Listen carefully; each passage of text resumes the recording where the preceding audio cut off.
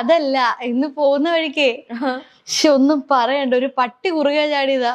പുള്ളി നേരെ ചെന്ന് പട്ടിയുടെ മണ്ടയിലോട്ട് വണ്ടി കയറ്റിട്ട് കറങ്ങി അടിച്ചിട്ട് ഒരു ക്രോസിലൊരു വണ്ടി വന്ന് ഇടിച്ച് കറങ്ങി അടിച്ച് വീണു. കാലും കൈയൊക്കെ ഒടിഞ്ഞ് ഇച്ചിരി ക്രിട്ടിക്കലായിട്ട് ഹോസ്പിറ്റലിൽ കിടക്കാം. അതിന് അല്ല നമുക്കൊന്ന് കണ്ടിട്ട് വരാം. വൻ കോമഡി എന്ന് എല്ലാരും പറയുന്നത്. മുഖക്ക ഇങ്ങനെ ഇരിപ്പുണ്ടെന്നാ പറഞ്ഞത്. നമുക്കൊന്ന് അമ്മാവൻ ആശുപത്രിയിലായതാണോ നീ ഇത്ര ചിരിക്കുന്നത്?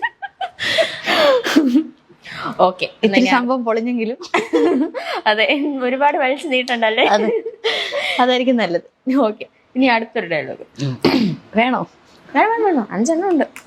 5 9 രസങ്ങൾ ഉണ്ടായിട്ട് ഞാൻ 5 കുറച്ചതാ.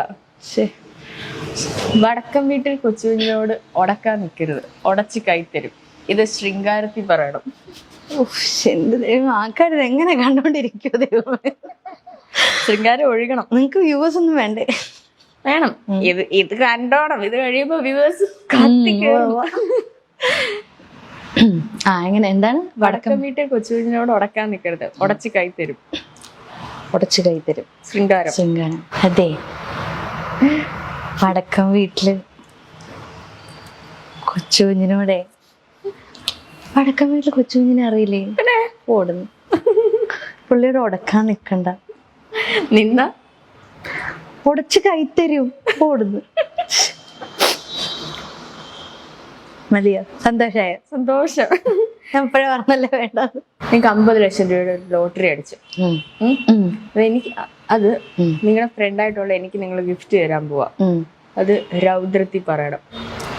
എനിക്ക് 50 ലക്ഷം രൂപയുടെ ലോട്ടറി അടിച്ചിട്ടുണ്ട്. വേണോ? എനിക്ക് 50 ലക്ഷം രൂപയുടെ ലോട്ടറി അടിച്ചിട്ടുണ്ട്. വേണമെങ്കിൽ വന്ന് എടുത്തിട്ട് പോട്ടു. അയ്യോ, അതപ്പൊ എനിക്ക് തരാൻ പോവാണോ? വേണേ വന്ന് എടുത്തിട്ട് പോ. ചുമ്മാ എനിക്ക് ദേഷ്യം വന്നിട്ട് ഇരിക്കുക കേട്ടോ. ഒരു കാര്യം ഞാൻ പറഞ്ഞേക്കാം. വേണേ വന്ന് എടുത്തിട്ട് പോ. ഇനി അടുത്തത് വീരം. വീരം. കാണാൻ വലിയ ലുക്കില്ലെന്നേ ഉള്ളു, ഭയങ്കര ബുദ്ധിയാ. കാര്യം ഞാൻ പറഞ്ഞേക്കാം.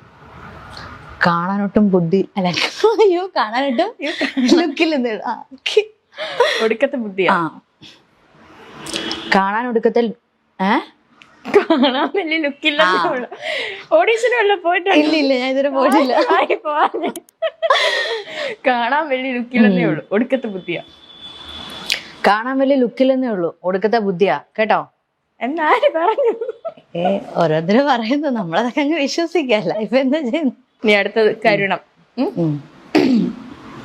ചിരിച്ച് ഞാൻ ചാവും.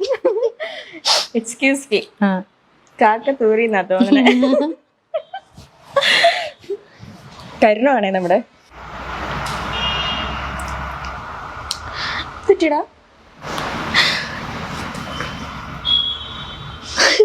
എന്താടാ നീ പറക്കണോ? ഞാൻ മോനെ കാര്യം പറ. എന്ത് പറ്റി? ചത്തുപോയോ? കക്കത്തൂറിന്നാ തോന്നുന്നത്. അയ്യോ എന്റെ മോനെ, നിനക്കിങ്ങനെ വന്നല്ലോ. എനിക്കറിയണ്ട. എന്നോട് എല്ലാരും ക്ഷമിക്കണം, ഞാൻ വിനീതമായിട്ട് അഭ്യർത്ഥിക്കുന്നു. എങ്ങനെ ഉണ്ടായിരുന്നു ഗെയിം? ഇഷ്ടപ്പെട്ടോ? നന്നായിരുന്നു. നല്ലായിരുന്നോ? അടിപൊളിയായിരുന്നു. ഓക്കെ, അപ്പൊ നമ്മളിപ്പോ ഒരു അടിപൊളി ഗെയിം ഒക്കെ കളിച്ചിട്ടിരിക്കുകയാണ്. സന്തോഷായോ? സന്തോഷായി. ഞാൻ അത് ചോദിക്കേണ്ടത്. സന്തോഷായോ? എനിക്ക് സന്തോഷായി. ഇഷ്ടായോ? അവർക്ക് എന്തായി കാണും എന്തോ. ഇത് റിലീസ് ചെയ്യുമ്പോഴായിരിക്കും. അതെ അതെ അതെ, ഇഷ്ടംപോലെ കമന്റ്സ് കിട്ടും. പോരട്ടെ പോരട്ടെ. അപ്പം ഇപ്പം ഡാൻസർ ആണല്ലോ.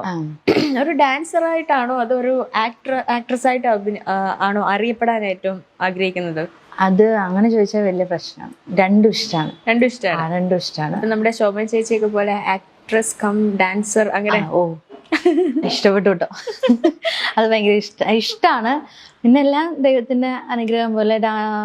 ഇപ്പം ഡാൻസ് തന്നെയായാലും കുഴപ്പമില്ല, നമുക്കൊന്നും പറയാൻ പറ്റത്തില്ല. നമുക്ക് ഈ ഫീൽഡിൽ നമുക്ക് എത്ര നാൾ നിൽക്കാൻ പറ്റുമെന്നോ അല്ലെങ്കിൽ നമുക്ക് എത്ര നല്ല ക്യാരക്ടേഴ്സ് ചെയ്യാൻ പറ്റും എന്നൊന്നും അറിയാൻ പറ്റില്ല.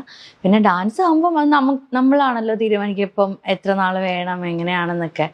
ദൈവം സഹായിച്ച ഒരു കുഴപ്പമില്ലാതിരിക്കുകയാണെങ്കിൽ ഡാൻസ് മാത്രമായാലും കുഴപ്പമില്ല. നല്ല വർക്ക് കിട്ടിയാലും കുഴപ്പമില്ല.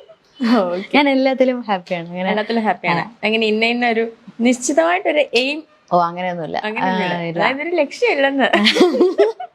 ഓ അപ്പൊ ഞാനൊരു ലക്ഷ്യമില്ലാത്തവളായിരുന്നല്ലേ. അതിന് മനസ്സിലായില്ല.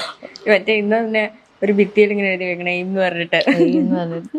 ഞാൻ എനിക്ക് കിട്ടിയതൊന്നും അങ്ങനെ കിട്ടിയിട്ടുള്ള കാര്യങ്ങളല്ല. ഞാൻ ഇങ്ങനെ എയിം ചെയ്ത് അങ്ങനെ എടുത്തിട്ടുള്ള കാര്യങ്ങളൊന്നും അല്ല. അതൊക്കെ എങ്ങനെയൊക്കെയോ സംഭവിച്ചു പോയി. ഓക്കെ. ഈ ഫീൽഡിൽ ഏതെങ്കിലും ഒരു ഗോഡ് ഫാദർ ഉണ്ടോ ശരിക്കും?